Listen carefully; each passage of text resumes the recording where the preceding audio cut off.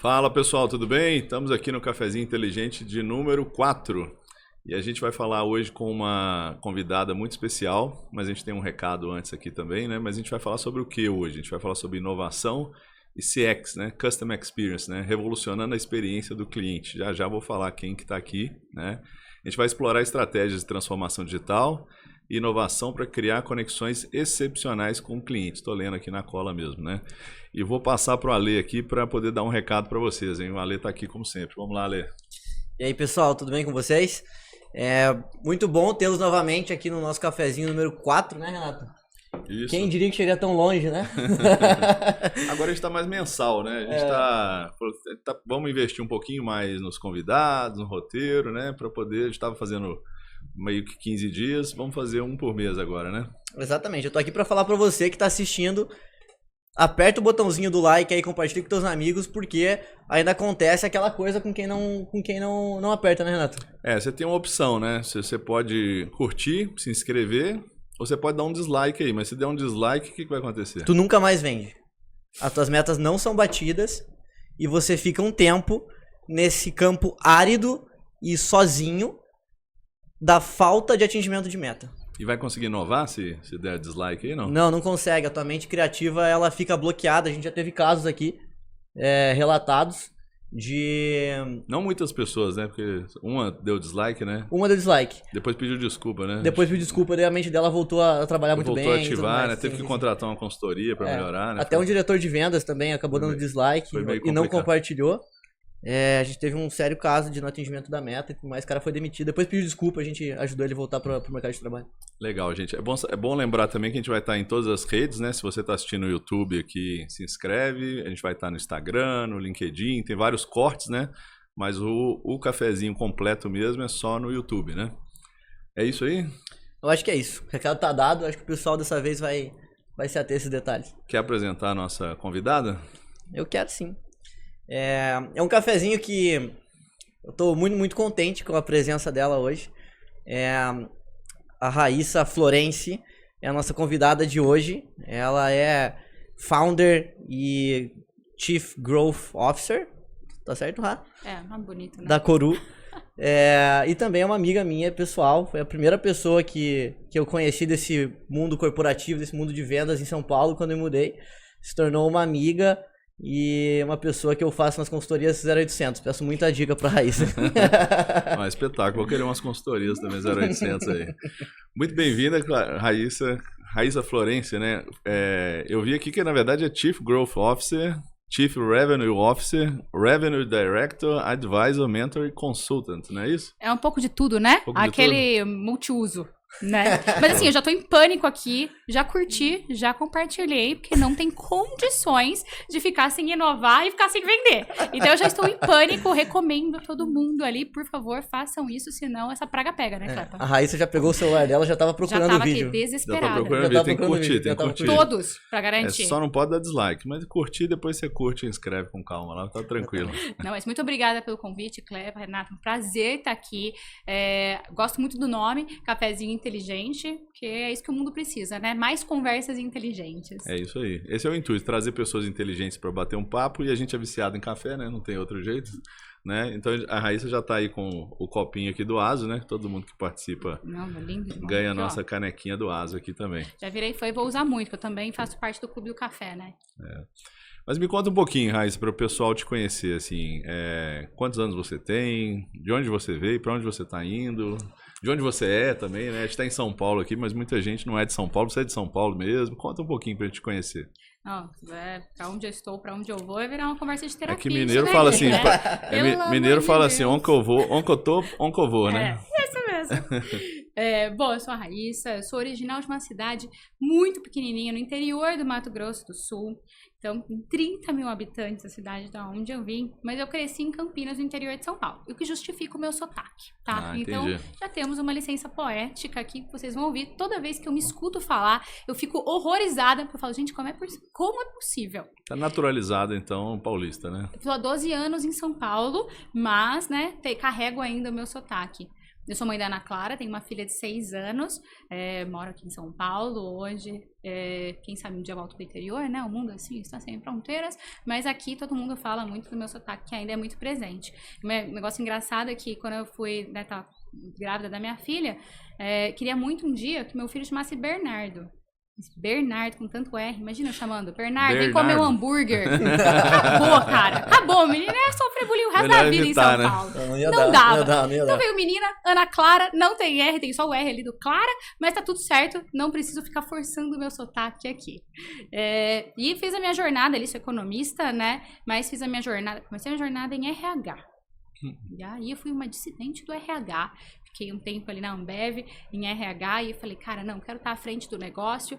E aí migrei para o mundo, né, de vendas, marketing, atendimento, relacionamento com o cliente, dentro da indústria, e depois me apaixonei pelo mundo de empreendedorismo e de tecnologia. Show. Então, estou nesse mundo aí há mais de 10 anos, construindo aí uma trajetória, já passei por muitos perrengues, e é super bacana poder compartilhar mais pessoas que estão aí no empreendedorismo, mais pessoas que estão olhando para a inovação, porque o mercado é muito rápido, né? Muito rápido. Mas me conta aqui, porque a gente tem alguns alunos antigos, eu dava aula antes da pandemia, né? Depois acho que a única coisa que não dá certo é a aula online ainda, né? Mas qualquer coisa. Pelo menos pra mim, eu acho mais chato, assim. Apesar de gostar muito do online, minha empresa é remota, acho que a aula não dá. Mas tem alguns alunos que acompanham, assim, eu queria entender, por que você escolheu economia e foi trabalhar com RH, assim? O que você pensava quando você escolheu economia e depois você foi para um lado empreendedora, né? Assim, como é que foi essas decisões, esse caminho? Conta esse vai e vem aí, Raíssa. Conta esse vai e vem. Não foram muito esse emaranhado. planejadas, né? Mas assim, eu acabei lendo um livro, terminalizando ele agora, muito bom, O Andar do Bêbado, super recomendo, coloca na sua listinha, eu sempre te recomendo uns livros, né? Vou colocar, e eu leio todos, se problema. E ele fala muito da aleatoriedade da vida não aleatória, como a gente se prepara pra isso. Mas na verdade, eu queria muito eu fiz 9 anos de teatro e queria muito fazer artes cênicas, mas eu fui terminantemente proibida pelo meu pai. Aí depois eu falei que eu queria fazer jornalismo, e foi na época que estavam discutindo diploma e tal, né? E aí também não rolou. Aí eu fui morar fora um tempo, né? Morei ali uns meses fora, 7 meses fora. Falei, acho que... Onde você morou? Na Nova Zelândia. Nova Zelândia? Nova Zelândia. Ah, show. E aí, quando eu voltei, falei, bom, acho que relações internacionais, meu pai super conservador, desembargador, minha família inteira de juristas. Então, assim, ele tinha certeza que eu ia fazer direito. Certeza. E aí, no momento que eu falei que eu não ia fazer, a casa caiu pro meu lado. Falei, acho que relações internacionais, eu falo pra ele que eu vou ser diplomata, depois eu penso o que eu vou fazer, eu acho que ele vai concordar. E deu certo. Concordou, só que no meio de relações internacionais eu me apaixonei por economia. Aí eu terminei relações internacionais, fiz ali economia, né, minha extensãozinha, e aí fui fazer, tinha 2 caminhos, né, ou eu ia fazer mestrado pra vida acadêmica, ou eu ia fazer estágio. E aí, durante a minha formação, né, eu sempre falo que quando a gente está se desenvolvendo, a gente tem que se formar como pessoa, não só pegar um diploma ou um certificado, seja lá o que for. Então, eu quis experimentar várias coisas, desde ONG até parte acadêmica, aula, pensar em mestrados e etc., até o mundo corporativo. E aí, eu entrei na Ambev, um programa de estágio, e gostei da pegada corporativa. Achei que tinha um caminho lá. E todo mundo falava que eu era muito boa naquilo. Porque, assim, eu sempre estava numa ansiedade de querer fazer coisas novas. Meu primeiro desafio foi ser estagiária da folha de pagamentos da Ambev. Eu tinha que fazer uma inclusão de dependentes no plano de saúde. 33 mil funcionários. Eu acho que eles me deram essa função para eu ficar lá para sempre e eles poderem esquecer de mim. Porque era impossível fazer. Fantástico. Chegava a ponto que eu tirava um cochilo na frente do computador, assim, de tão entediante. Eu sou uma pessoa extremamente comunicativa, né? E tal. Aí eu sentei do lado do pessoal da logística, que sabia fazer VBA. Aprendi a fazer VBA. Pra poder, né, crack the code ali, o meu desafio. Em um mês eu resolvi. E aí todo mundo falou, nossa, que sensacional isso! Pode escolher a área que você quer. Aí eu passei por recrutamento, seleção, toquei processo de trainee, e aí acabei caindo na Universidade Ambev.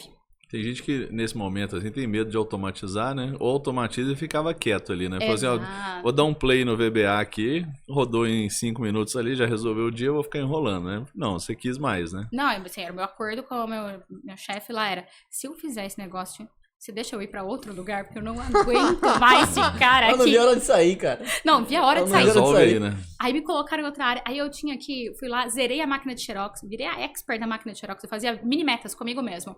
De quantas cópias eu conseguia fazer mais rápido e tudo mais. Porque era o jeito de eu passar meu dia, né? E aí, acabou que eu caí na Universidade Ambev, né? Depois isso vai explicar a minha vinda pro mundo de educação. E a gente tinha que montar ali a matriz de liderança pra toda a Ambev, né? Desde a primeira liderança até os sócios da companhia. E foi um baita desafio, a gente construiu um baita case naquele ano e tudo mais. E aí eu fui ser trainee na Ambev. Só que eu não gostei. Então, assim, foi um processo que eu abandonei, né? E depois um dos meus sócios atualmente era meu chefe na época e ele queria me matar, porque ninguém abandonava, né, o programa ali que era de talentos, né? Eu lembro, era uma moda, assim, né? Tanto a Ambev, um pouco, uns anos antes a Odebrecht também, antes, né, dos problemas que tiveram também, era o sonho, era ser trainee nessa época, né? Exatamente, jogava trainee pra cima e tudo. Aí larguei mão, falei não quero e fui ser trainee na Kremer, que era uma indústria, mais de 80 anos, mas que estava passando por um movimento ali de mudança. E eu queria, porque assim, qual foi o meu processo decisório, né, para sair?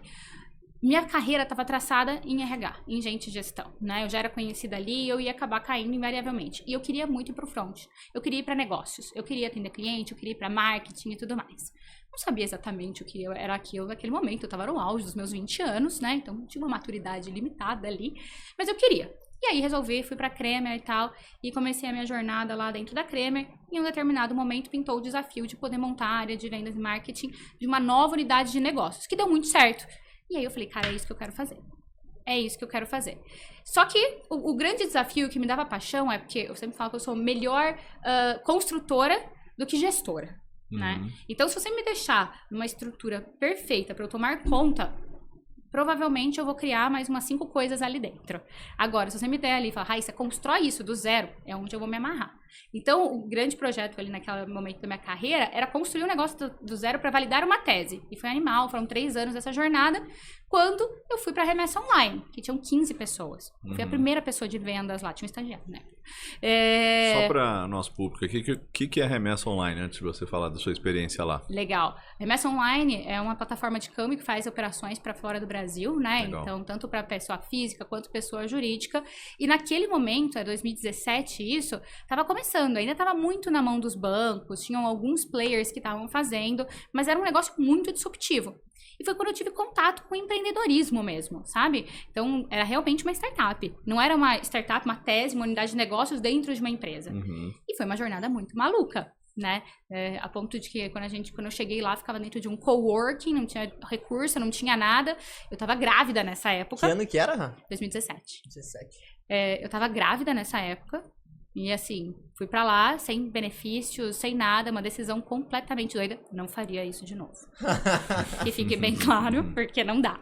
Mas assim, sem nada, pra ganhar 40% menos que eu ganhava, mas acreditando num sonho de que, cara, dá pra fazer um negócio diferente. Dá pra você empreender, dá pra você usar tecnologia e sair um pouco dos padrões.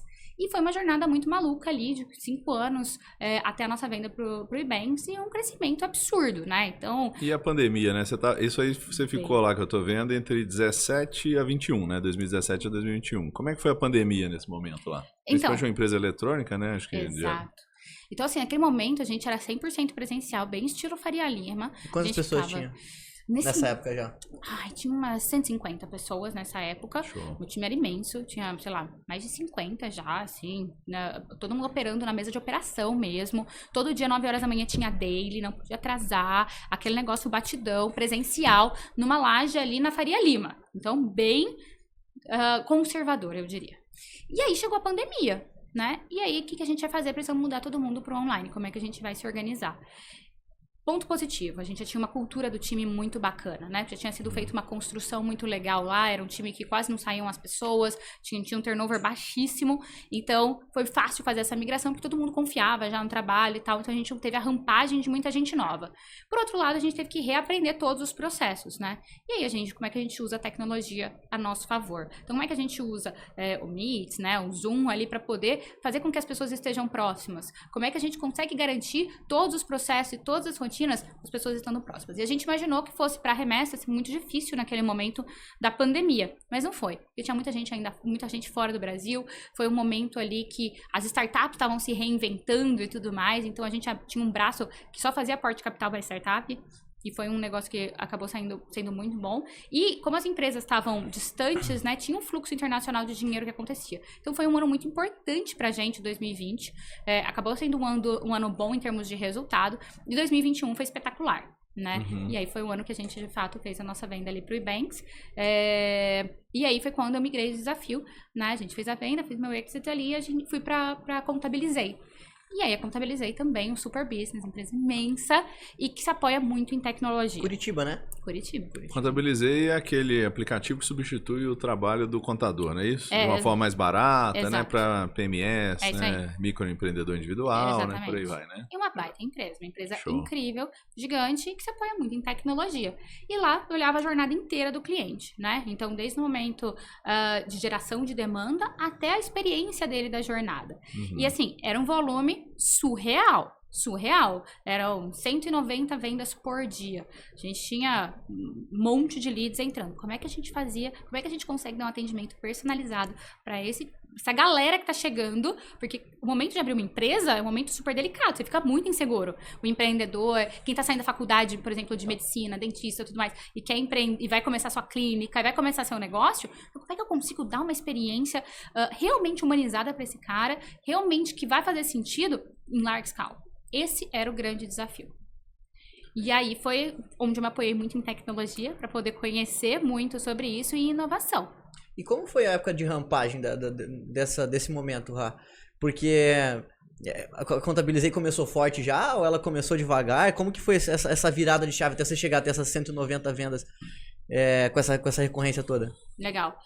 A Contabilizei, ela começou pequenininha, ela começou sendo baita trabalho ali do Vitor Torres e tudo mais lá atrás, e ela foi começando a ser odiada, né, pelos contadores, sofreu muito, como é que chama? Calote, as pessoas se organizando, as pessoas se organizando. Backlash, né, do mercado. Né? Exato, para poder sair, porque tava quebrando o mercado, e realmente foi uma virada muito grande de chave dentro do mercado, sabe? Esse negócio e a forma como era feito o atendimento. Tem uma reserva de mercado, né? Você já tá tudo certinho, você já paga. É um serviço, né, que nenhum contador esteja nos assistindo aqui. Mas é muito estranho você pagar 13º por um serviço, né? Você paga meio salário mínimo e 13º, né? E hoje... É porque eu acho que antigamente você contratava o contador como um profissional liberal. Hoje você contrata um escritório de contabilidade, mas se manteve ainda essa cultura, né? Com certeza. Contabilizei quanto que era? Eu lembro que era bem barato, assim. Não, chegou não sei se era R$50 na época. Não, lá atrás, assim, chegou o plano intermediário a ser R$99, R$79, depois R$99. Cara, hoje você tem uma plataforma, você consegue emitir tua nota, fazer tudo lá dentro de um mesmo centro. Não precisa falar com ninguém, literalmente, por R$150. É muito barato. Então, assim, realmente foi um negócio muito subjetivo de mercado. E com uma demanda gigantesca, né? Então, você tem ali alguns milhares de novos CNPJs sendo abertos todos os anos, né? E ainda um mercado gigantesco e super pulsante e ainda muito tradicional. Então, essa ambidestria ali de como é que você entra no mercado que é tradicional com um aparato tecnológico jogando um jogo de volume. Eu achei bem legal na época, eu olhei quando eu estava abrindo a empresa, mas eu queria dizer que meu contador pode estar assistindo aqui. Eu sou fiel a ele, tá? Eliomar, estamos juntos, viu? Emanuel, eu também, não vou te trocar. Mas é porque eu achei interessante, mas eu achei que o volume de trabalho ali e também, assim, o meu contador, eu acho que ele estava um pouco mais à frente do tempo, assim. Foi até uma coisa interessante, que eu fiquei quase 2 anos sem pagar ele. Que a empresa estava em dificuldade no início e toda vez que eu pulava, não, pode ficar tranquilo, e aí realmente o cara me ganhou. Assim, ele foi um nível de relacionamento assim que o cara quase que virou sócio da empresa no início. Ele botava o escritório para gerar as notas para mim, então era uma coisa que ele fez diferente do que o mercado faz mesmo para me conquistar. Ele conquistou e hoje eu não consigo mais largar o cara, né? Não tem mais jeito. Mas esse é um negócio. Mas realmente, não, assim, ele fez um diferencial, né? Ele fez uma humanização tão grande do atendimento, né? Pegou no que ele poderia fazer mesmo para combater uma Contabilizei, né? Assim, que é totalmente mais digital, né? E Exatamente. Você falou que a Contabilizei tentou dar uma virada de chave mais humanizada. O que ela fez, assim, para poder aproximar mais das empresas? Como é que você conseguia, de fato, entender o teu público-alvo por trás. Então, como é que eu acho que esse é o grande segredo quando você está falando muito de inovação, né? Como é que você consegue inovar e gerar novas experiências, mas entendendo a dor do cliente. Não adianta você pegar e gerar uma experiência para o cliente que simplesmente não faz sentido na rotina dele, entendeu? Então, toda vez que a gente está pensando em inovação, e eu acho que inovação é muito você conseguir juntar o que estar à frente do seu tempo, né? E mapear os sinais que o mercado está te dando, contudo, ouvindo o teu cliente. né? E eu acho que é aí que as empresas se perdem muito, né? Principalmente quando entram no jogo de escala. A gente viu alguns unicórnios caírem por terra na época da pandemia, muito por conta disso, porque estava pautado num crescimento que não era um crescimento sustentável, não só em números, né, mas que estava ouvindo o cliente, e que, na verdade, era uma coisa legal para se ter, mas não era necessário. E aí a gente viu muita empresa quebrando. E hoje a gente ainda tem esse dilema da inovação, né, que é como é que a gente inova gerando isso, relacionamento. Não importa a tecnologia que você está usando, eu acho que tem algumas teorias bacanas, que é a teoria da internet morta, né, que 80% do conteúdo que é gerado na internet não impacta ninguém, porque é um monte de bot em cima de bot, em cima de bot, em cima de bot. Mas como que você consegue gerar escalabilidade, tecnologia, alinhado com relacionamento, ouvindo o teu cliente, perguntando o que ele quer, qual que é a visão dele do mercado, como é que ele vê a tua marca, o teu posicionamento, para aí você tomar decisão em cima da inovação. Essa é a virada de chave. E o que o teu contador fez foi justamente pautar pelo pilar crucial. Quanto mais a gente está fazendo volume, quanto mais a inteligência artificial está avançando, mais as pessoas estão carentes de relacionamentos profundos. E eu acho que aí que é a grande questão. Como que a inteligência artificial, como que a inovação te ajuda a ter esses relacionamentos profundos, né? Para você poder também operar em escala. E aí, lá atrás, né, ali na jornada de Contabilizei, a gente começou a tentar identificar quem eram esses clientes e a desenhar jornadas separadas para eles.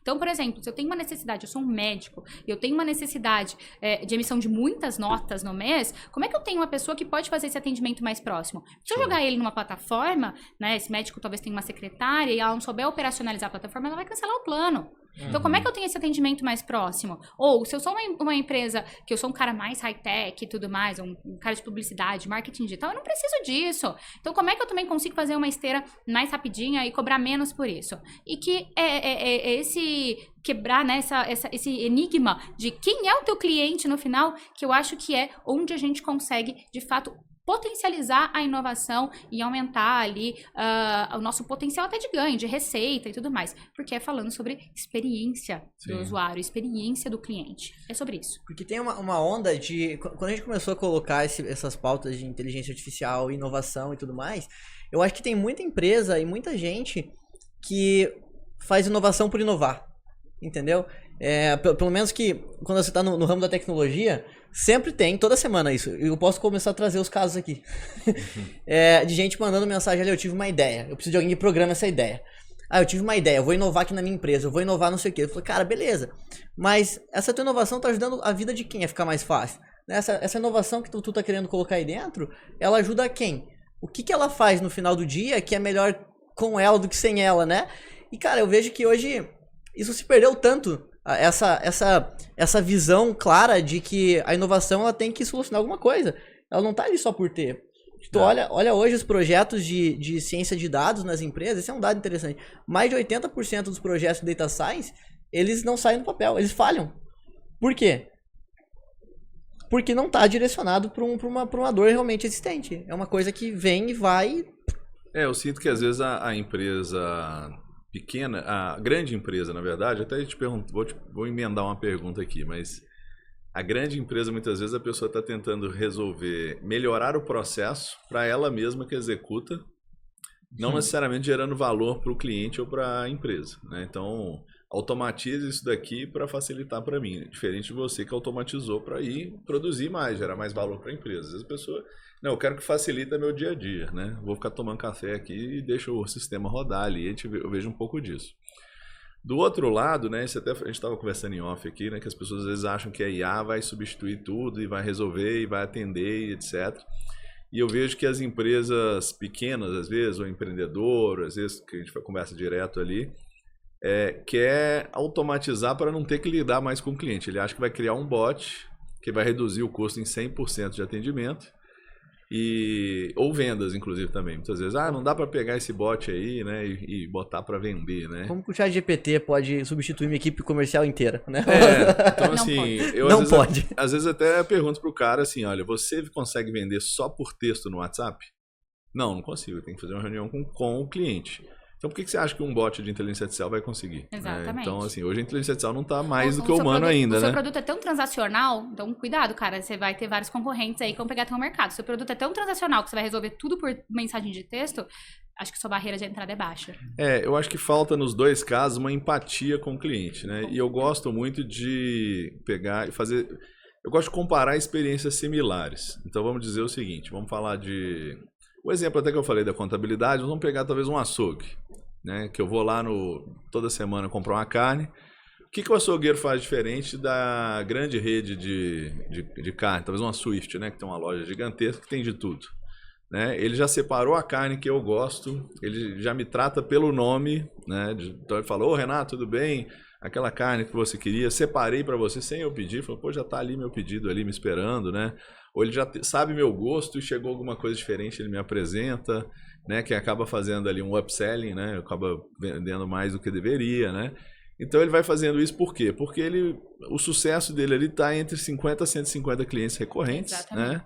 E o resto não precisa ser recorrente, mas se ele conseguir fidelizar 50 ali, ele ganha. Exato. Então eu acho que a gente tem que pensar o seguinte, como é que eu faço com tecnologia para escalar isso? Uhum. Né? Como é que eu chego numa loja? Hoje você liga se eu ligo para Vivo, para Claro, para TIM, meu telefone está lá na operadora e eles não sabem quem é. Eu tenho que digitar meu CPF Exato. quando eu ligo, né? A pessoa do outro lado, quem está falando, foi, pô, olá, Renato, né? Por que não direciona, talvez, para a mesma pessoa, na maior parte dos casos, pelo menos, alguma coisa nesse sentido? Eu acho que isso é uma dificuldade, essa dificuldade de empatia, né? Mas o que eu queria emendar aqui, antes da gente entrar na sua experiência como empreendedora, tá? Você trabalhou na Contabilizei, né? Em empresas, né, vamos dizer, startups, né? Na Contabilizei, na Remessa Online. E em contraponto você trabalhou na Cremer, que é indústria, e na Ambev, que é indústria, né? Que são mega empresas grandes. A Cremer, se eu não me engano, é grande também, né? A Cremer é grande. É bem grande também. Como é que é inovar em empresa grande? Como é que é inovar em startup? Tem ônus e bônus. Uma tem dinheiro, outra não. Qual a facilidade, né, de fazer, né? Ônus e bônus. Tem dinheiro, mas não tem disposição. Uma tem, né? uma tem Exato. dinheiro, outra não. E assim, esse foi um dos grandes pontos ali, insights da minha jornada, que foi assim, na Cremer tinha um desafio de você montar uma nova tese. Então era empreender, mas é empreender com uma empresa por trás, né? O que é bom, porque você tem dinheiro disponível. Mas quando, por exemplo, entra em um processo de venda, que foi o caso, né, da Cremer, estava sendo vendida, você precisa provar desempenho operacional, é a última linha lá. E que às vezes, a curto prazo, não vai acontecer para você poder gerar escala. Então, sempre é uma coisa, né? Empreender pero no mucho, entendeu? É até a página 2. E você também tem que beber de outras áreas para você poder gerar. E às vezes os processos são burocráticos, são morosos e tal. A Ambev, dentro de si, ela tem um espírito empreendedor muito grande, né? Por isso que ela vai se reinventando ali, né? E hoje, por exemplo, a Ambev, ela tem um ecossistema de startups gigante plugado, que é basicamente um negócio de inovação aberta. Legal. Criou a Biz ali, super disruptiva no mercado, né? Então, basicamente, como é que a Ambev conseguiu reduzir ou reaproveitar, não reduzir, porque eles não reduziram, mas reaproveitou e gerou eficiência no time de vendas. Eles criaram uma plataforma que fala direto com o ponto de venda. E que quando eu estava lá, não era possível fazer isso. Como assim? É o vendedor que tem um relacionamento. Mas aí eles colocaram um vendedor para fazer um relacionamento de qualidade realmente com o ponto de venda. E a tiração de pedido, né? É feito pela plataforma, mas o vendedor vai lá, ajuda a orientar como é que é a melhor forma de colocar à disposição dos produtos para poder vender mais. Então você muda a forma de relacionamento por meio da tecnologia e não mata, né? Porque tem um ponto que é o seguinte, quando você fala assim, quero colocar um bot para poder automatizar 100% da minha força de vendas, o que acontece, né? O vendedor que está lá se sente extremamente ameaçado e ele vai bloquear a inovação. E aí o seu time começa a andar para trás. Tu vai ter um detrator daquilo que tu tá querendo melhorar. Exatamente. Ou vários, né? E isso em todas as áreas. Quando você fala assim, a IA vai chegar e vai ocupar postos de trabalho, talvez ocupe os mais operacionais. Mas você como empresa, principalmente as grandes, né? Como é que você realoca essas pessoas para posições mais estratégicas para que a inovação seja constante? Se chegar, por exemplo, né, uma empresa e falar assim, olha, eu consegui automatizar por AI tantos por cento da minha força e eu mandei essas pessoas embora, ele não vai conseguir mais fazer nada. É porque a gente vão cresceu vendo o Exterminador do Futuro querendo matar a Sarah Connor para não nascer o John Connor, né? Exatamente. Então Hollywood não ajuda muito nessa ajuda. parte também, né? Não ajuda. Mas assim, tem um case muito legal, que é super parceiro da Coru, né? Que é a Suzano. E eu quero até trazer, Natan, se você estiver me vendo, estou fazendo um merchan seu. Mas muito legal, a gente estava conversando semana passada sobre o case deles, que é qual que é o problema da inovação hoje? A inovação, ela acontece em silos. Inovação que acontece em silos, que tem uma área de inovação dentro da empresa, não funciona. Porque ela não conversa com o core, ela não tá na rua ouvindo o cliente, ela não tá entendendo as dores do negócio. Então vai ficar meio que uma inovação de laboratório. Né? E não vai ser aplicável ao dia a dia. E aí, o que a gente, né, na parceria ali até com a Coru, a gente está fazendo? A gente está democratizando a inovação dentro da Suzano. É um projeto super legal, que chama Empowerment, que é um projeto digital de como é que você consegue habilitar todas as ferramentas de data, as ferramentas inovadoras de tecnologia para todo mundo da Suzano. Óbvio, com escalas, né? Então, níveis de acesso e tudo mais, mas as pessoas vão poder criar, por exemplo, dentro de um Power BI, em produção. E cada um vai poder criar o seu próprio relatório lá dentro, sem ter que pedir para a área de data. Isso faz com que as pessoas consigam, de fato, operacionalizar. Poxa, mas isso não acontece se você não tiver capacitação, para as pessoas poderem operacionalizar isso. E aí, na Coru faz esse projeto de capacitação, de dados e tudo mais, e a gente está indo para fora do Brasil agora. China, Áustria, Califórnia, junto com a Suzano, para poder fazer um negócio abrangente. E essa área dentro da Suzano, né, essa parte de inovação, já gerou de lucro para a Suzano 29 milhões de reais. Porque democratizou. Você dá acesso para todo mundo, eles literalmente dão acesso. E você fala, nossa, mas acesso a Power BI é custo. Mas as áreas em si, elas conseguiram gerar cases na prática de coisas que foram gerando eficiência operacional e lucro na veia. Então, eles estimam, pode ser muito mais do que isso, mas 29 milhões. E Suzano é gigante. Sim. E é uma empresa de muitos anos, né, que está no mercado. Volta um pouquinho, já que você já está dando um case da Coru, né? Conta o que é a escola Coru, né? Que é o nome correto, né? Agora é Coru, passamos Coru, por... só? Porque a gente é mais do que uma escola, né? Então, na verdade, a Coru, a gente é uma universidade corporativa por demanda. E aí tem no começo da minha jornada, que a gente estava lá montando, né? A Universidade Ambev, operacionalizando ali as torres e tudo mais.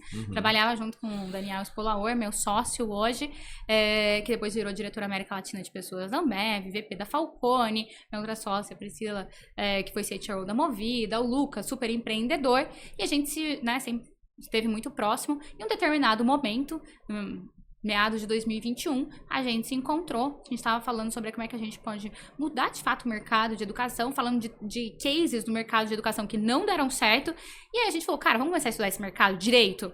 E a gente começou a estudar o mercado de educação.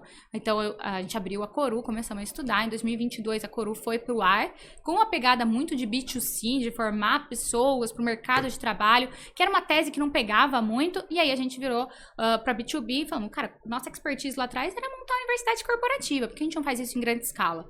E aí, a gente montou a Coru, que é uma universidade corporativa por demanda, e a gente vai atendendo diversas torres, que a gente chama, né? Então, desde a área operacional da Suzano, formando em dados, né, que é dentro da nossa torre de tecnologia, até liderança e performance, growth, então marketing, vendas, CS, então a gente fala muito sobre inovação, a gente tem uma torre de diversidade e inclusão para poder olhar para essa pauta, porque diversidade é inovação, né? E uma torre muito voltada para indústria. Né? Como é que a gente consegue levar inovação para a indústria? Para poder atender 360 todas as demandas de desenvolvimento. E aí a gente vai plugando, né? Empresas de tecnologia, a gente acabou de adquirir uma empresa de tecnologia para a gente poder gerar escala e fazer com que as empresas consigam gerar escala de aprendizagem dentro delas. E esse foco de democratização, por exemplo, igual você está fazendo com dados ali, ele segue nessas outras torres também? Seguem, com certeza, tá? Como que você faz, sei lá, em diversidade, por exemplo? Legal, assim, a gente tem um processo usando inteligência artificial e tudo, que é para fazer um mapeamento, um censo de diversidade. Quanto que a tua empresa, de fato, está olhando para os pilares corretos de inovação e diversidade dentro dela? E a partir daí, a gente dá um diagnóstico. Cara, a tua empresa está aqui, precisaria ir para lá. E isso fala sobre receita. Né? Então, quando a gente vai bater papo, a gente bate papo com o CEO. A gente está falando com o C-Level, né? De empresas grandes, para poder discutir a próxima geração de caixa, a próxima estratégia da empresa, usando tecnologia, AI, porque, por exemplo, um dos nossos clientes é a Shopee. Como é que a gente consegue mapear a diversidade da Shopee em mais de 5 mil pessoas espalhadas pelo mundo inteiro, rodando formulário em português e inglês? Então, a gente precisa fazer essas pesquisas mais profundamente, né? E para poder passar um diagnóstico correto, de para onde esse time está olhando, por que eles deveriam olhar para esta pauta agora, porque tem uma correlação muito forte. Dentro daquilo que você falou, assim, de que as pessoas têm medo de IA, né?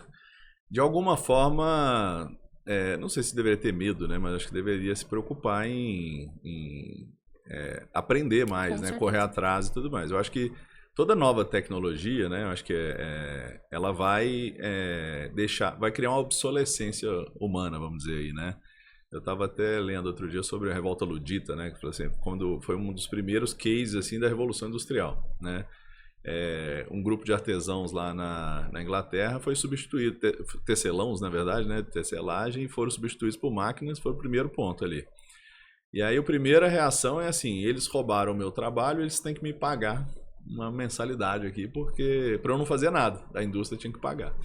No momento que não aconteceu mais, resolveram botar fogo nas máquinas lá, revoltaram e tudo mais.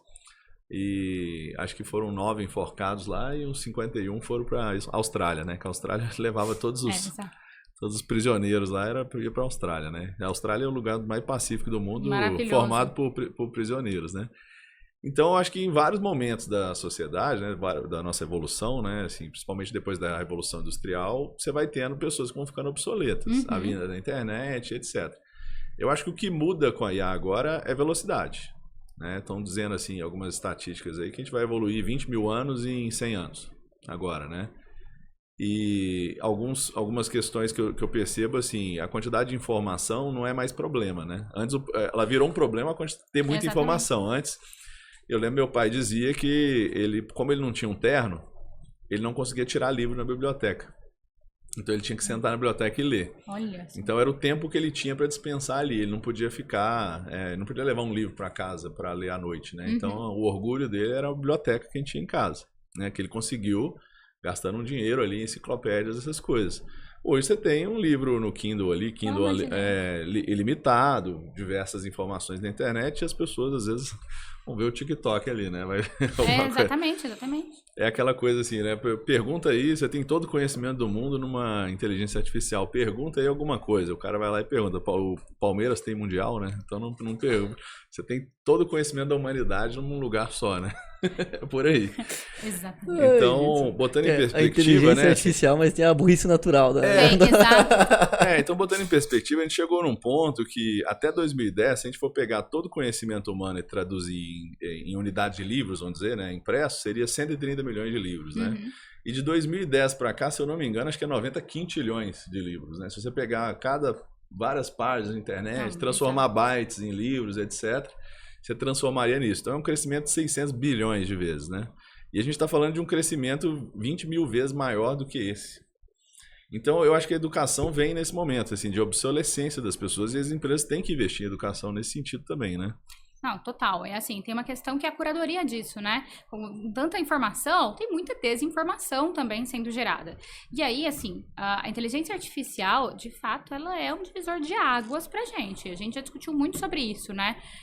Acho que tem até uma questão de o mind-washing da inteligência artificial e tudo mais. Mas o fato nu e cru ali você tem que estar preparado, você tem que saber operacionalizar e tem que conseguir extrair o melhor dela. Então, assim, 1000 coisas que a inteligência artificial pode te ajudar a estar mais próximo. Você pode ter um time mais assertivo, mais preparado, identificar onde que estão os gaps do teu time, você pode identificar onde que estão as oportunidades dentro do teu cliente para poder trabalhar com mais assertividade. Se você está numa base operacional, e cara, isso vai acontecer, né? As carreiras operacionais, elas vão mudar pela inteligência artificial ou por muitas outras inovações que aconteceram ao longo da jornada, desde os tecelãos lá atrás na história, pela Revolução Industrial, quanto muitas outras que ainda vão acontecer. E a gente sabe disso. Se você consegue entender qual é o papel daquilo, como que aquilo impulsiona a tua carreira, cara, você vai abrir uma nova frente de trabalho. Vão aparecer novas frentes para você ter outros tipos de trabalho. Mas tem uma camada, que essa é a grande discussão da inteligência artificial, tem uma camada de profissões que vai desaparecer. Eu tenho certeza que quando a minha filha for prestar vestibular, vão ter N outras profissões que a gente não tem a menor ideia que poderiam existir nessa jornada. Você comentou assim que sua mãe queria que você fizesse uma profissão, né? Direito, né? Lá em casa também tem 2 irmãs que fizeram direito e a profissão lá em casa era direito, médico, vagabundo. Ou engenharia. Não, ou vagabundo. Direito, né? Médico, engenheiro, vagabundo. Aí eu fui fazer engenharia e também achei um saco, assim. Trabalhei 2 anos com programação e não aguentava mais ficar repetindo. Fui fazer administração e aprender também, porque eu não dava conta, né, daquilo ali. Eu acho que... E aí, hoje em dia, o sonho dos meninos é ser youtuber. O youtuber já tá acabando também, né? Já tá difícil de sobreviver no YouTube, né? Pra qualquer um, né? É difícil, agora você tá falando, né? A gente tem Então, ali sua filha tem quantos anos? Tem 6. 6 Nossa. anos. Então não tem ideia do que ela vai fazer. Não tem ideia. Então, assim, é isso que a gente tem que estar preparado. Pra justamente estar preparado. Por exemplo, hoje que a gente fala de geração de conteúdo, quando eu tô falando ali da Coru, que é de capacidade. Com quem que a gente concorre? Mas com o é TikTok. alguma coisa com IA que ela vai fazer. Com qualquer coisa com IA. É qualquer coisa com IA. Porque isso vai ser básico. Entendeu? Vai ser tipo português. Mas hoje a gente concorre a atenção com o TikTok. Entendeu? Então, assim, quem que é o concorrente da Netflix? É o TikTok, gente. E você concorre a atenção até com inteligência artificial. Tu olha, esses dias eu recebi um artigo que tinham várias influencers no Instagram, TikTok, etc., que não existiam. É sim, isso. E que elas eram patrocinadas por marca, pela quantia por marcas, pela quantia de visualizações que elas tinham nesses aplicativos. E não eram pessoas. Mas é a discussão agora que a profissão influencer vai acabar por conta da inteligência artificial. Porque ela é mais assertiva, ela consegue ela andar os foras, né? Que a gente vê dos influencers, às vezes falam umas besteiras e as marcas sofrerem com isso. Então tem uma série de benefícios de usar os influencers. Mas aí, qual que é o ponto? Como é que você cria relacionamento? De novo, a gente volta pra isso, entendeu? Eu acho que tem um movimento até nos Estados Unidos com gerações mais novas, né? Que elas estão fazendo daily, né? Ou fechando os melhores amigos ali para postar só para eles, né? Não posta mais para todo mundo. E de deixar de seguir influenciadores, né? Você começa a ver no Brasil um tanto de influenciador te colocando em furada, né? Te mandando produto ruim. Te incentivando a entrar em jogo do tigrinho, né? Que é outro ponto também. Que é outra coisa que a gente tava falando sobre... Não sei se estou vivendo ou bloqueando pessoas do jogo do tigrinho aqui tentando me seguir no Instagram. Não sei. O jogo do tigrinho não patrocina a gente, né? Não patrocina, então nós somos... Podemos falar. Somos neutros aqui, somos neutros. imparciais. Mas eu acho que é uma questão também, eu não sei se vou dizer se é no Brasil, né? Mas acho que tem muito de ser humano de querer acertar uma tacada. Que você falou assim, o cara tá sempre querendo inovar independente do que seja. Então ele acha que vai acertar uma boa, ele fica 20 anos tentando acertar uma tacada, igual como se ele estivesse acertando no Mega Sena, ou no Tigrinho, é aquele cara que fala assim, não, eu não vou guardar R$200 por mês e fazer uma carteira de investimento para daqui 30 anos estar bem. Se eu jogar R$200 por mês, antes ganho o dinheiro e estouro, né? Só que eu não sei, né? Eu não acredito...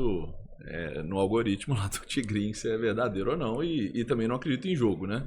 Hoje a gente vê que quem ganha dinheiro de verdade é o cassino, né? O cassino tá rico, não é à toa. Então eu acho que tem muito esses tiros de inovação, assim, né? E educação também não é uma coisa que você vai chegar na empresa e resolver de um dia pro outro ali, né? É um conhecimento constante, né? Você vai construindo isso. A gente nunca deveria parar de aprender.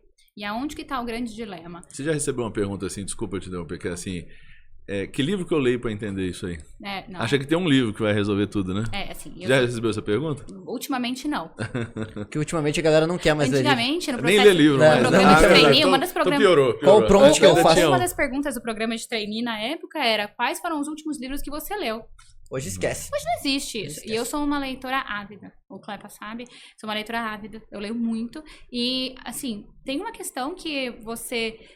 como é que você consegue criar repertório nas pessoas? Porque é esse o problema, né? A gente tem ali, e é uma geração ansiosa também, eu me preocupo muito isso por conta da minha filha, que antes, né, na nossa época ali, você queria assistir, sei lá, Castelo Rá-Tim-Bum, era 6 horas da tarde na Cultura. Você tinha que estar lá no horário. Perdeu? Ficou enrolando no banho? Amanhã. Agora, a minha filha só fica mudando aqui, ó. Pá, de vídeo em vídeo. Que é assim, ó. Como é que você ensina uma criança a esperar, a que as coisas amadureçam, a que as coisas tenham uma progressão? Sim. Como é que você... TikTok, está ali, ó. Como é que você faz com que a pessoa realmente consiga ter foco? E aí a gente vai falar muito sobre as fugas de dopamina e como é que você consegue. Só que assim, existem formas, e eu acho que a tecnologia, ela ajuda a te dar um alicerce, uma base muito grande para você poder acessar o que você quiser. Mas a curadoria disso e a forma como você usa isso é tua. E a gente precisa estimular isso nas pessoas, né? Então, se você vai lá e dá uma série de informações para uma empresa sobre o cliente dela e ela não consegue transformar aquilo numa estratégia, pra que valeu isso tudo, entendeu? Então, uma coisa é gerar informação, outra coisa é você ter uma pessoa por trás que vai ali gerar esse conhecimento de fato e desenhar as estratégias. E isso o humano é necessário, né? Pra poder ter a massa crítica, mas só se você tiver repertório. Então, a nossa formação e o nosso desenvolvimento, né? Então, por exemplo, a Coru, a gente fala muito, a gente acredita muito em comunidade, que é muito isso, né? Que são as pessoas que estão se fechando em pequenos grupos pedindo referência. Porque é tanta coisa na internet, é tanta disponibilização de informação que as pessoas estão deixando de procurar na internet para poder procurar referência das pessoas. Então, elas fazem a primeira busca na internet e depois elas vão buscar qual que é. Que aí entra uma entrevista de profundidade, você ouvir o teu cliente, o que ele quer de verdade, o que ele não quer. Você fazer um assessment naquela pessoa, né? Um teste ali para entender onde que, de fato, ela tem um gap de aprendizagem, para você poder tratar na personalização e você sair do massificado. Então, se a gente continuar olhando para a inovação, primeiro, em silos, não conectando isso ao nosso dia a dia, se a gente olhar a inteligência artificial como uma inimiga e tentar queimar as máquinas ou fingir que ela não existe, a gente vai estar deixando de aproveitar uma parcela muito grande de coisas boas, de recursos que ela vai trazer para a gente poder potencializar aquilo que a gente faz. E como empreendedor, é impossível ignorar esse movimento. Se você ignorar esse movimento, você está fadado à morte. Não tem jeito. Não tem jeito. Eu vi uma frase do Peter Diamandis que ele fala assim, né? Que vai existir 2 tipos de empresas no futuro, né? As que adotaram o IA e as que quebraram. Exatamente. Eu acho que é isso. E tem uma outra frase também que é pro profissional, né? Que ele fala assim, eu não sei se foi ele que disse, mas diz assim: as pessoas estão com medo que IA vai substituir elas, mas na verdade pessoas que usam IA vão substituir pessoas que não usam IA, né? É exatamente isso. Então, assim, é mandatório você saber o que a IA faz, como é que ela vai potencializar a tua rotina, ou como você pode mudar de carreira, ou como você pode abrir um negócio. Então, assim, infinitas oportunidades, né? E eu acho que essa discussão de IA ou não IA é uma discussão que já ficou no passado. Já era, não tem mais como. Entendeu? Eu acho assim, o que o Google fez pra gente, né, antes da inteligência artificial, né, que eu acho que hoje talvez o Google esteja usando alguma coisa ali, mas o primeiro algoritmo do Google ali, ele economiza muito tempo, né? Bilhões de minutos e horas de todo mundo no mundo inteiro, todo dia. A gente procurava na Barça, né? Exatamente. Meu pai me pegava... Muito jovem pra isso. Eu tenho um problema de ser curioso, né? Então eu chegava, pai, o que sei lá, o que a zebra come, sei lá, vamos lá ver. Aí, nossa, não, pai, só responde aí e tal. Ele ia lá, a gente ia na biblioteca, ficava pesquisando na Barça e... Já se arrependia, já emendia 5 perguntas, arrependia lá, mas não aguentava a curiosidade, né? Então, a curiosidade é bom nesse ponto. Mas hoje você procura no Google, né? E aí o Google vai te dar umas 10 páginas ali normalmente. Normalmente na segunda página do Google você não vai, né? Mas ali nas primeiras 10 páginas você fica olhando ali, procurando informação. Hoje, para mim, o ChatGPT é a melhor tipo de informação que tem, por quê?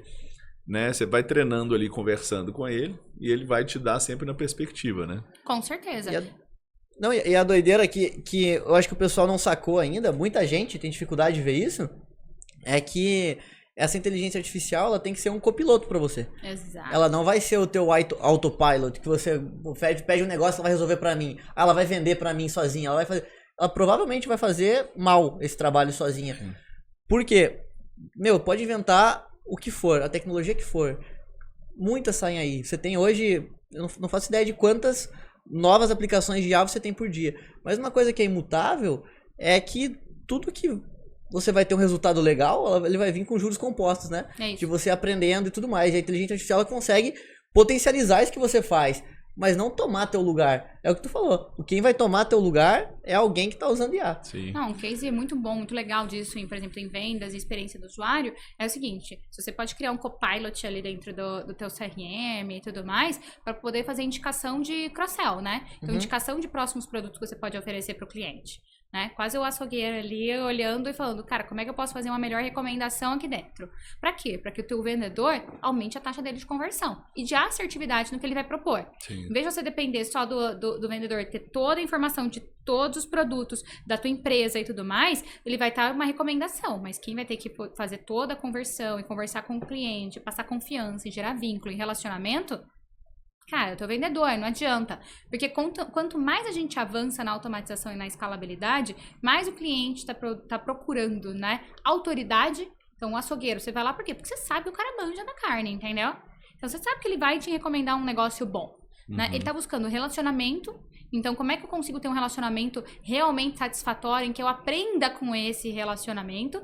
E ele tá buscando ali como é que ele progride na jornada dele. Então, se é uma empresa que tá te contratando, como é que eu progrido ali, né? A pessoa que tá tomando essa decisão de te contratar, como é que eu progrido na minha jornada? Se é um outro empreendedor que tá te contratando, como é que eu progrido na minha jornada? Então, assim, são esses 3 pilares. Aí você olha para a inteligência artificial, você olha para a inovação e fala, como que eu tô potencializando esses 3 pilares? A minha autoridade, Então, gerando mais conteúdos, gerando conteúdos de fato profundos, o meu relacionamento, conseguindo trazer mais insumos que realmente fazem sentido para o meu cliente, e como é que eu estou alavancando a jornada daquela pessoa ou daquela empresa, usando as ferramentas que eu tenho. Porque senão a IA joga contra você, né? O que eu mais vejo, um exemplo lá jogando contra, hoje eu tive esse problema, eu tive que resolver um problema com a minha faculdade lá de trás que eu fiz, lá de trás nem faz um tempo assim, né? Mas eu já não sou aluno, lá tem uns 5 anos. E eu precisei conversar com o chatbot por 10 minutos, até ele entender o meu problema, e até ele me passar pra alguém, porque ele na verdade não conseguiu entender. E eu tentei 3 vezes falar com ele.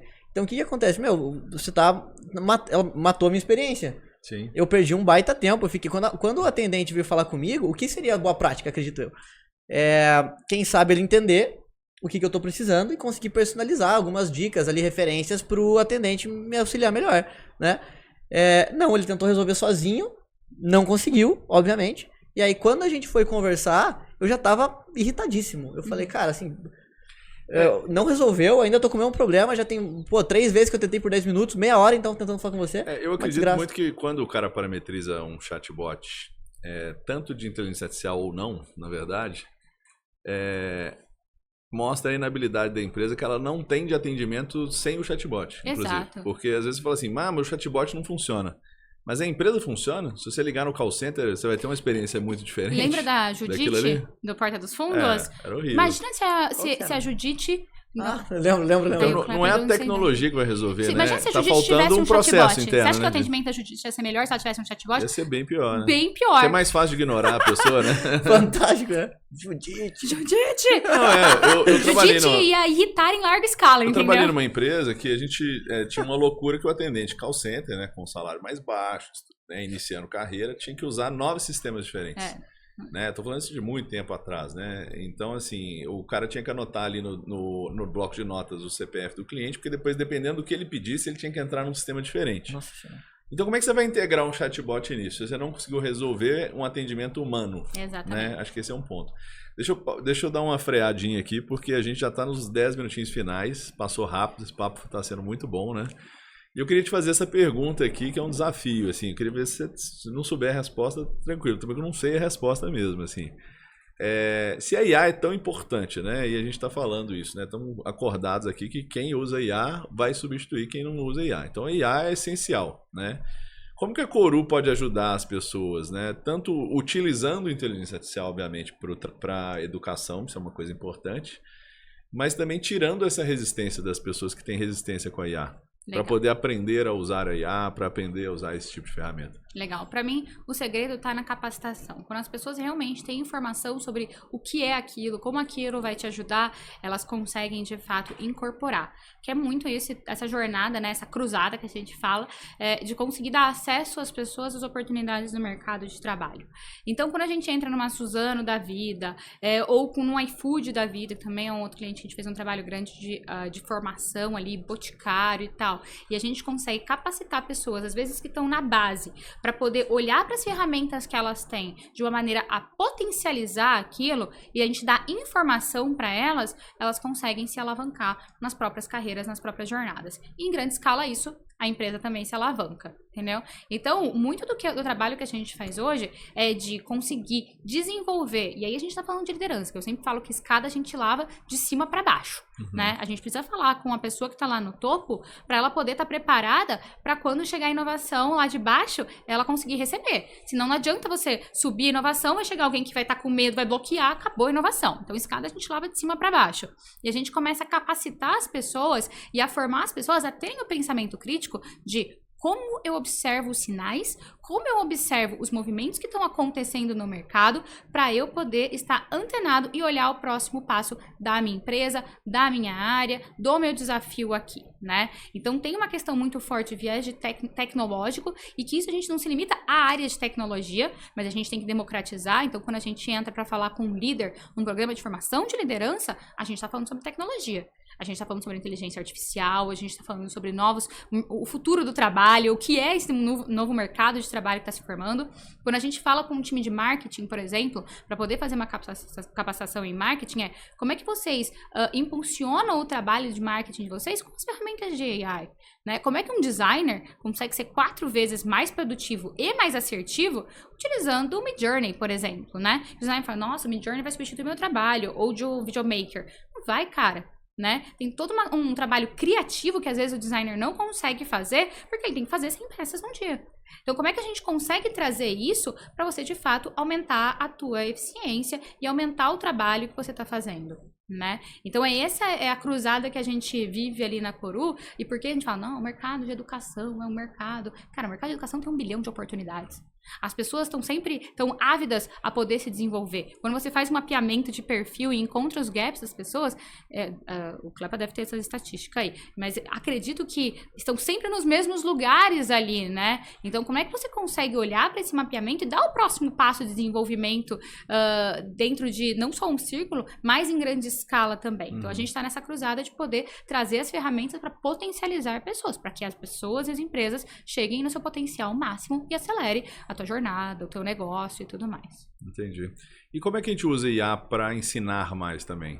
Como ferramenta, assim? O que a Coru tem utilizado, está pensando em utilizar? Como é que é no dia a dia? Perfeito. Acho que tem muitas formas. Acho que uma das formas é, de fato, mapear quais são os gaps especificamente das pessoas, em vez de entregar produtos de prateleira. A gente acredita muito nisso. Como é que a gente consegue, de fato, mapear onde que estão os gaps dos profissionais para poder formar eles onde eles precisam ser formados, né? E mais do que você ficar... não, é isso aqui. Vendas precisa ser formado em relacionamento, negociação, pinceling, etc, etc, etc. Não é isso, entendeu? Onde que aquele vendedor, de fato, tem um gap? Porque a gente, né, nós somos formados pelo nosso background, né? O que a gente trouxe ali da nossa jornada que a gente consegue aplicar. Tinha um vendedor, um exemplo super rápido, um vendedor que trabalhou comigo, que era um case, né? E, cara, ele vendia soufflé no semáforo. Até que ele caiu ali na minha mão, contratei ele. Qual que era a maior característica dele? Ele não tinha conhecimento técnico, ele não tinha conhecimento de pincel, de rapport, de nada disso. Mas o cara era resiliente pra caramba. Ele podia escutar 200 nãos em um dia. Se ele ouvisse um sim, estava feito o dia dele. Mas já quantos nãos ele escutava num dia? Porra. Então, assim, é o background do que ele viveu que trouxe ele até aí. E é igual para todos os seres humanos. Então, como é que a gente consegue olhar para aquele vendedor e falar, putz, ele tem um baita viés aqui de conseguir encarar desafios e ouvir não, mas como é que eu formo ele nas outras coisas e não fico batendo nessa tecla com ele para poder potencializar ele? Então, acho que essa é uma das formas interessantes de usar IA na educação. E hoje, a Coru, a gente usa muito a questão da AI no desenvolvimento dos nossos produtos, né? Então, como é que a gente consegue formar as pessoas dentro do nosso conteúdo utilizando ali a AI e como é que a gente consegue fazer um mapeamento, né, das pessoas que foram formadas ali de uma maneira mais abrangente. Então, por exemplo, conversar com essas pessoas, fluxos conversacionais e tudo mais, a gente busca utilizar a AI para você ter mais abrangência, para saber quem são essas pessoas, como é que elas progrediram na carreira e saíram do 0 ao 100 mais rapidamente, né? Então, é uma jornada que a gente está em construção ali ainda.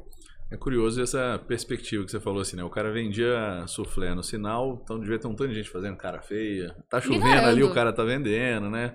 Então ele criou uma resiliência ali do não, né? Eu tive um cliente que falou comigo assim, Renato, para fazer cold call, eu coloquei um cara que ele era operador de call center de cobrança. Então o pessoal falar não pra ele é fichinha, só de não mandar xingar ele, xingar a mãe dele lá. Porque cobrança, o cara, a galera leva pro lado pessoal e xinga, né? Para de me ligar, que não sei o que, aquela coisa, o cara já tava numa perspectiva diferente, né? É isso aí. Porque a régua dele era muito alta, né? O limiar de dor dele é muito alto. Eu acho que um problema, por exemplo, a gente percebe pessoas, assim, sabe, que tem um quê diferente, às vezes tem uma inteligência social, nasceu com aquilo ali, de certa forma, né? Teve poucas oportunidades de desenvolver. E no Brasil, acho que as pessoas não acreditam em educação. Às vezes o cara tá ali... Até no nosso prédio, viu um porteiro lá, o cara super gente boa, o cara super inteligente, sabe conversar com todo mundo, cima e embaixo e tal. Eu falei, putz, se esse cara estudasse um pouquinho ali, ele dava uma alavancada na carreira, né? Mas infelizmente, acho que no Brasil, a maior parte da galera não acredita, né? É cultural, né? Teve uma pesquisa que foi feita, inclusive... foi logo depois desse boom de faculdades que teve no Brasil, né? Desse dinheiro lá de FIES, ProUni, aquela coisa toda. Muita gente teve acesso a diploma, né? E diploma já era um mito, né? Quando teve, né? Que se você tem diploma, você está resolvido na sua vida, né? E o que a gente está falando aqui é de educação continuada. Mas teve uma pesquisa que deu quase 90% da classe C, D e E não acreditava que a educação fazia diferença na vida delas, né? E aí você entra em N outros problemas aí de segurança pública, entre outros problemas aí, né? E aí entra no papel da AI para poder, como é que a gente pega e democratiza a educação com conteúdos relevantes para este público que seja uma forma de impacto diferente. Que seja usando o TikTok, por exemplo, que seja usando as mídias que este público atende, né? Que ele quer ver. E não tentando produtizar e colocando ele dentro de uma sala de aula ou fazendo um EAD, que a pessoa vai fazer qualquer outra coisa por conta de um diploma. Mas como é que de fato eu lanço mão de diversas formas de aprendizado, seja remoto, seja por TikTok, seja por vídeo, seja por WhatsApp, né, para poder falar. Então, o que a gente fez? Acho que tem um exemplo legal acabei de lembrar aqui, que é a gente estava usando a AI para poder fazer processo seletivo para pessoas com deficiência pelo WhatsApp, porque era mais inclusivo. Porque era mais inclusivo do que você fazer o processo seletivo, às vezes fazer uma entrevista, a pessoa... Então, assim, o WhatsApp, ele tem a parte de transcrição e tudo mais, então era mais inclusivo. A gente recrutou 120 pessoas para uma empresa com deficiência, e as empresas hoje têm uma dor gigantesca de não bater cota de deficiente. E se você que tá na linha de frente disso, né, trabalhando, colocando isso dentro das empresas, usando a inteligência artificial para ajeitar muitos processos ali dentro, em questão de educação e tudo mais, você sente que... Em 2024, a gente ainda tem uma barreira difícil de entrada disso ali dentro, levando em consideração esse possível preconceito que o pessoal tem, às vezes até um medo, ou você sente que isso está melhorando, que o pessoal está abraçando mais? Qual que é o teu sentimento sobre isso ultimamente? Não, ainda tem um processo. Então, assim, ao mesmo tempo que a gente tem o AI mind washing ali, das pessoas tendo lavagem cerebral só falando de AI, por outro lado, a gente tem uma resistência muito grande. Mas, para mim, este papel está, né, o papel da mudança está na mão dos empreendedores, empresários e líderes. Porque é aquele negócio, se você exclui ou se você isola a inovação em um canto e não faz com que a inovação chegue de maneira abrangente, as pessoas vão ter medo dela. Se você pega e fala, não, a AI vai substituir, eu vou reduzir aqui metade da minha empresa, você nunca mais vai conseguir colocar inovação, porque as pessoas sempre vão ter medo e elas vão embarrear, não vão usar. Então imagina assim, eu chego pra você e falo, vou colocar um chatbot aqui que vai fazer pesquisa de profundidade e metade do meu time de marketing vai ser mandado embora. O que você, como analista de marketing, o que você acha que vai acontecer? Vai usar. Vai falar que tá quebrado, tá tudo errado, não confia. E aí, daí a pessoa que tá pagando a conta ali vai falar, ninguém usa essa ferramenta e vai descontinuar. E aí, você perdeu a oportunidade de ter um monte de dados super ricos para poder melhorar teu produto, melhorar tua jornada, porque simplesmente você não conseguiu potencializar. Então, eu acho que tá no papel da liderança, tá no papel do empresário se formar e entender como ele pode fazer a transformação digital dentro da empresa dele. Sim. E a gente está falando aqui um pouco também diferente de falar que a IA vai estar excluindo pessoas, está falando de incluir, né? Pessoas com deficiência. Ou se você está usando uma IA para fazer entrevista, né? Ou testes, você não está olhando raça, sexo, né? Total. Orientação sexual, né? E independente assim de questões de preconceito, a gente tem tendência a selecionar pessoas que têm mais afinidade, né? Que parecem com a gente e tal. E não necessariamente são as melhores pessoas. Então, você te ajuda a tomar decisões melhores e acaba sendo mais inclusivo, né? Exato. Não exclusivo, né? Exato, porque você tira o viés do negócio, entendeu? Então, a gente, o ser humano tem muito viés, né? E é uma questão cultural que a gente tem que ir quebrando eles. Tem um exercício que a gente faz muito com os líderes, que é justamente a gente mostra uma foto do Rei Charles sentado num trono. E a gente fala, o que vocês estão vendo? O Rei Charles tá cansado, tá vermelho, olha o dedo de salsicha, rola de tudo. E aí, você fala, não, na verdade é um homem de meia idade, de terno, sentado num trono. Isso é como a AI leria. Então a gente faz esse exercício em tempo real com eles. A AI iria ler isso de uma maneira super agnóstica, enquanto a gente coloca muito viés. Então tem uma oportunidade da AI conseguir tirar vieses, que é um dos grandes problemas da liderança, de entrevistas e de oportunidades dentro do mercado de trabalho. Então olha o quão potente isso pode ser. Gente, infelizmente nosso tempo estourou em alguns minutinhos aqui. Eu nunca vi passar tão rápido, né? Você gostou do nosso papo, Ale? Pô, eu gostei, eu achei fantástico. Eu adorei o bate-papo aqui, né? Eu quero agradecer muito a Raíssa ter vindo. Já quero até convidar pra gente fazer uma parte 2 aqui, porque o papo ficou muito interessante mesmo. Ela tá pra saltar de paraquedas com a gente, não consegui fazer nem metade do roteiro. Ah, vai fazer? Ela tá pra saltar de paraquedas com a gente. A gente pode fazer o... Eu não sei se... Eu tava tentando esconder aqui, mas ó... Renato... Isso aqui foi paraquedas. Gente, mas como será? Não abriu o paraquedas, teve que parar com a mão. Assim. Não, mentira. Tomei um vento lateral lá e caí numa estradinha de cascalho lá e deu errado. E curiosamente, quem me deu o tratamento, né? Olha que interessante. Tem o médico do Google, né? Que pesquisa, né? Que a pessoa que pesquisa e aprende tudo. Pesquisei no chat GPT se eu devo cobrir, não devo cobrir, como é que eu faço, tal. Ele muita ressalva que você tem que procurar um médico, alguma coisa assim, dependendo da ferida. Se a ferida for mais leve, pode tentar algum tratamento, alguma coisa. O que eu fiz? Mandei uma foto da minha mão. Aí ele deu o tratamento, ele viu que era leve, passou. Passa antisséptico, usa uma pomada antibacteriana. Mas não façam como o Renato, pessoal. Vão ao médico. Não fazem, vão ao médico. Vão ao médico, ainda não mais sigam... porque minha empresa atende várias Unimedes, a gente tem que valorizar o trabalho médico. Não pode falar disso. Né? Não, mas brincadeira. Mas é uma coisa simples, né? Uma feridinha, não dava pra resolver em casa, mas às vezes você vai lá, joga uma pomada errada, alguma coisa, não é o ideal, né? Com fratura exposta isso não funciona. Mas vamos marcar então de saltar, então, né? Ai, meu Deus do céu, vamos. O Ale já tá... Quantos saltos, Ale? 50. 50? Eu tô no meu 9º salto aí, entre 2 que eu fiz de dupla, né? E 7 sozinho aí. E formei ontem. Eu tenho 51, teve um que eu tava na barriga da minha mãe. Ah, bom demais. Eu conto aí isso conta também, né? Conta também. Raíssa, muito obrigado. Você topa vir de novo? Com certeza. Eu que agradeço, foi um prazerzaço estar aqui com vocês, papo super bacana, então contem comigo aí, porque eu tô nessa cruzada com vocês. E aí, quem não curtir, Raíssa, o que vai acontecer? Não, nunca mais vai vender, nunca mais vai inovar, vai ficar ali assim, ainda vou puxar o pé de madrugada. Não, se ficou até aqui e não curtiu... não, e não se inscreveu... Não, pelo menos deixa um comentário, entendeu? Aí chegou até aqui, né? deixa um comentário falando por que não curtiu. Chegou até aqui e não gostou, comenta, pelo menos isso. Mas é isso aí, galera. Finalizamos aqui nosso cafezinho número 4 com sucesso, né? Obrigado e até a próxima aí. Valeu. Valeu, pessoal. Obrigado.